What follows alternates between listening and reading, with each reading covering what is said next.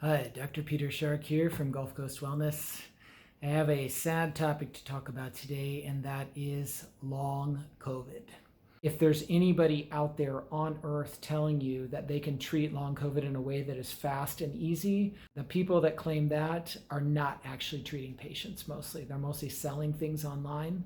They don't see human beings with these problems, and they don't see how difficult they are to approach. If there was a quick and easy way, I would definitely recommend it. I don't see anybody using a conventional medicine approach that isn't causing other kinds of damage with their medication. From what I can tell, the natural way is the best way. So when this whole pandemic first started in 2020, it was impossible to imagine how many people would lose their lives in the short term to this virus. I remember initially hearing that 200,000 Americans might die, and that just seemed incomprehensible at the time. Now we wish it had only been that many people. And so the acute impacts of the disease have been massive, and most of the emphasis in the media has been on the acute loss of life because it's been so overwhelming.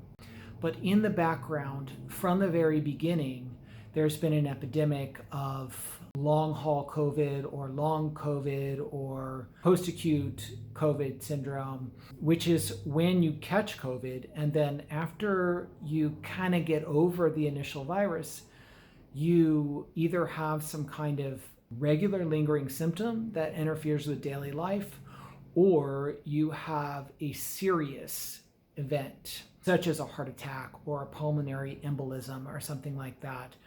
The CDC put out a very detailed study where they did use control records and they compared people who didn't get COVID to people who did.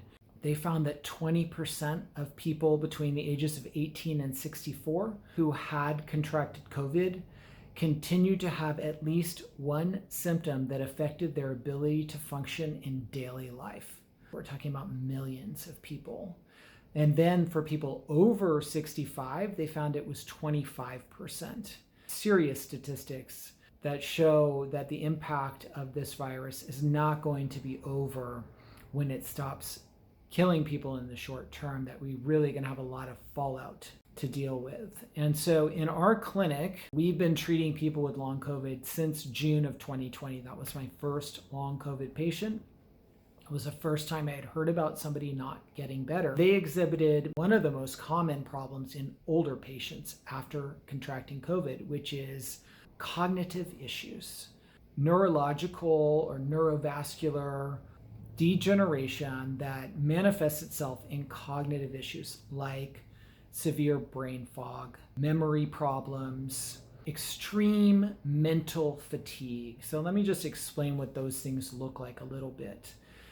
What's really interesting with long COVID is it tends to have kind of a wave-like presentation.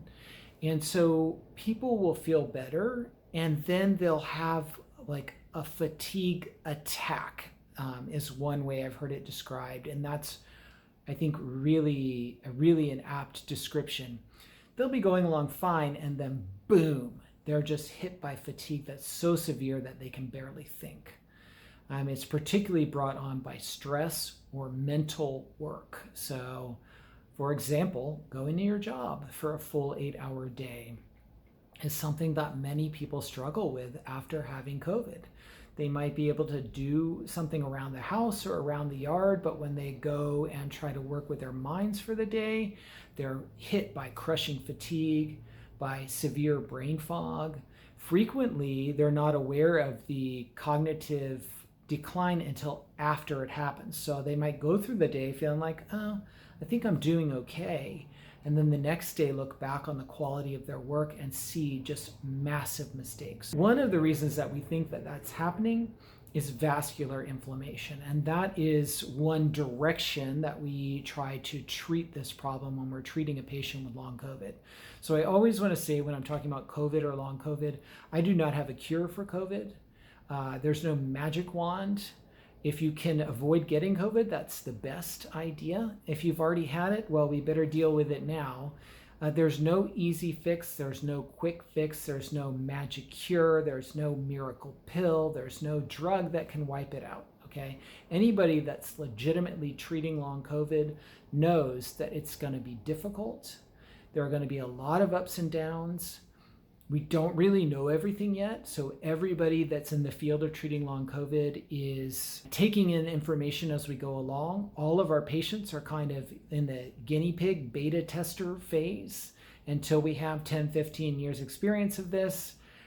Everyone's just doing their best to treat with the tools they have. So the tools that I have primarily for this are nutrition and Chinese herbal medicine. And if people are local to me, I can also do acupuncture, which is quite helpful. Most of my long COVID patients, though, are coming to me long distance. We're meeting on Zoom and we're prescribing herbs and nutritional changes. And one of the areas that we're focusing on, like I said, is vascular inflammation. So what is that? It's inflammation inside the arteries and veins. And as you can imagine, the arteries and veins go everywhere in the body. And in your brain, you have a lot of really small blood vessels. And so that makes it especially vulnerable to changes from vascular inflammation. When blood can't properly get through because a very small vessel is swollen and there's not much room left, you end up with poor function. And that can show up in a lot of different ways in different parts of the body. And I could probably talk about this for 8 hours at least. But for the sake of this video, we'll just talk about when it's happening in the brain, it can affect things in particular like cognition, the ability to think straight. We have seen really great improvements in our patients who get on herbs for vascular inflammation when they're having cognitive problems. Now, like I said, this is not a miracle cure. When I used to get a patient with a cognitive problem and I would approach it from our standard method of anti-inflammatory type diet and herbs for those issues, we would see improvement and the improvement would just stick. The problem with long COVID is the roller coaster. So we'll get improvement and we'll frequently have a lot of setbacks. And over 2 years into treating this, I expect that. So we don't expect to get somebody going on a plan and just fix them in a few months like we would for conditions with similar symptoms.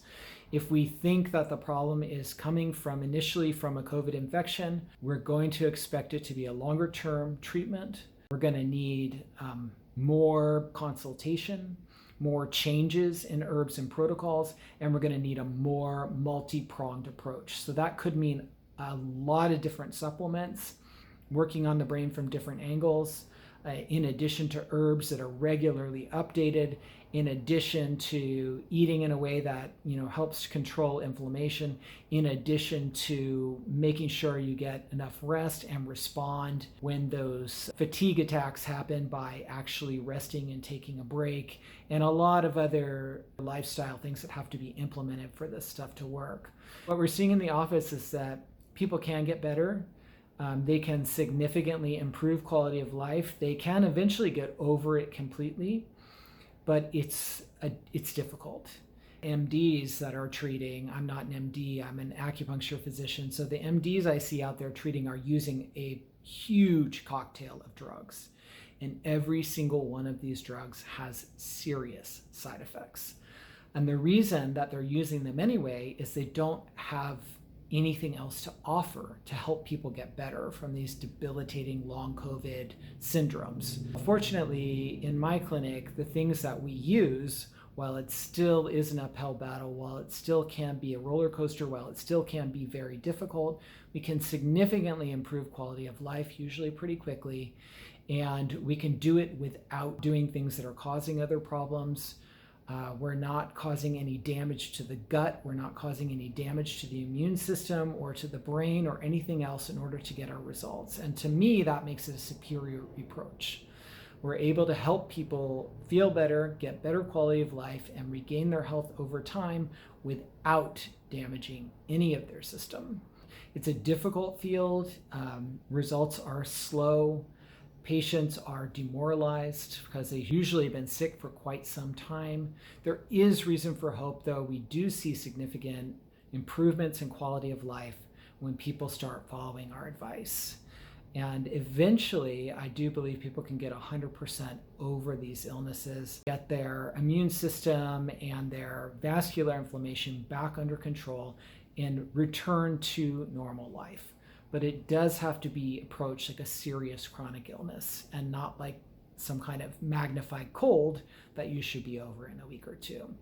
So I hope that wasn't too depressing for anybody that's suffering out there. There is help to get better and to feel better. I'm going to make some more of these videos to explain this process a little more and some of the details around the various symptoms that come up with long COVID that we're seeing in our office that do respond to herbal treatment and to nutrition treatment. So that's it for us today. We hope to see you back here soon. Be well.